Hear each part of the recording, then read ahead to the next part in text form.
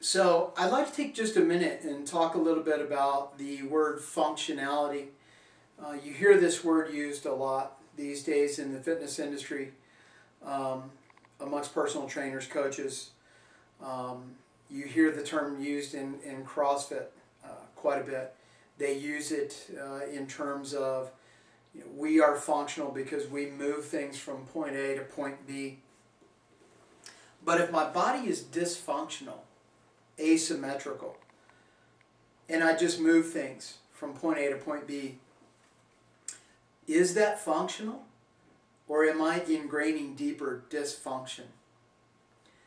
So it's very important that we look at that word, and the reason it is so important is, in my experience, 20 years ago when I first started in the industry, and even before that when I was competing in powerlifting as a teenager, the methodology of weight training, well, actually when I was about 15, very few people were weight training. There was still the term muscle bound going around quite a bit, which meant if you lifted weights, you were no longer functional. If you contrast that with today, 25, 28 years later, you have to lift weights as an athlete.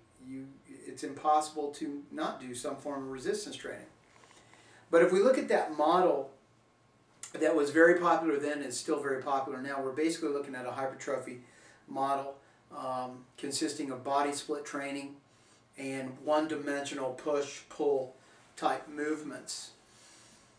So if we look at that kind of movement, what we'll see is that the development of a beautiful body is feasible. That you definitely can train that way. You can go from machine to machine to machine and train a single dimension of movement, push, pull, and yes, I can end up with a beautiful body that is completely and totally dysfunctional. See, what's important to understand is that the body is moving in 3 dimensions, 3 planes of movement: frontal, transverse, and sagittal planes. And when we look at functional movement, we have to understand that we're not talking about the body laying down. We're talking about the body moving. We're talking about how the kinetic chain moves across the earth.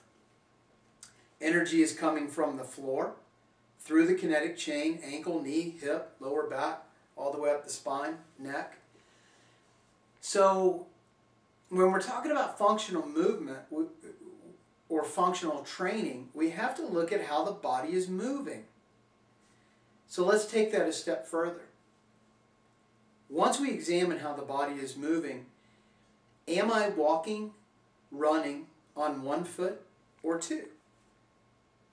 So it's a question I put out there to a lot of people, and it's really a fundamental question that I sat with probably about 15 years ago when I realized that all the training that I was doing was adversely affecting what I enjoyed doing the most, which at the time was martial arts, rock climbing, mountain biking, very dynamic activities.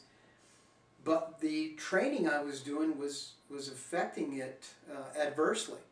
And also you can see the same thing taking place with sports, where we would have off-season type training and then sport-specific training going into season.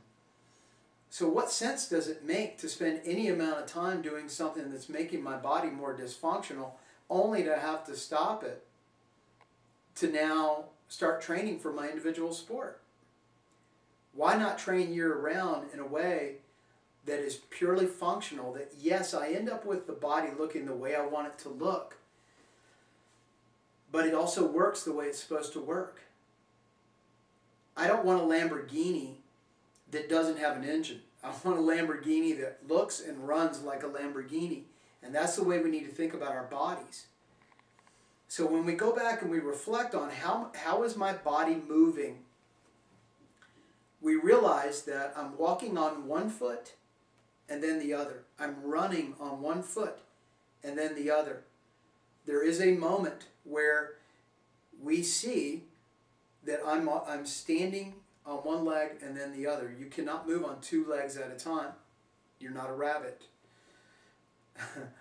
So if we look at the dynamic nature of that, we start to understand, okay, if I'm moving on one leg at a time, how much of my training is actually happening in that dimension? How much of my training happens where I'm standing on one leg, I'm balancing on one leg, and moving into exercises, a progression, like you'll see later, where I move from a squat to a lunge to a single leg lunge.